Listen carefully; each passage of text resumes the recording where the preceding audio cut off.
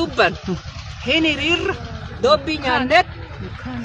gommana dafifnet bishaan gommana aanan ijoollee teennabu bishaan gommana danfamma buddeena ijoollee teennabu kanaafuu nu bakka kenna bakkeen dhaqullee jirtu bakkeen tikaanullee jirtu eexoo kenna hin jaalan malkaa kenna hin jaalan karaa kenna hin jaalan lafti garaa nu nyaatu namni garaa nu nyaatu lafeen asii awwaalamte garaa nu nyaatu hobbaatiin ijoollee teenna garaa nu nyaatu kanarra yoo mirgi dubartii hin jiru jedhan malee nu amma akka waggaa tokkoo jala uummata mariisisaa jiran mirga dubartii takka giddiin harka nurraa fuudha jennee kadhataa jiru harka kennaa nurraa fuudha sila mootummaa biraa kan dhufee qajeelchu moo asuma nutti taphata nu akka mirga dubartiitti adda kenna baane hin mari'anna mootummaa kenna lukaa miti makiinaa miti lukaan hin dhayi lukaan bira deemu karaa nu waaban alhaallee bulchaan gandaa barreesse akka dubartiitiin nu waa kennu waraana isillee barbaadu siinqee teenne fudhanne abiyyiin bira deemnee zaahira akkana ijaaragarre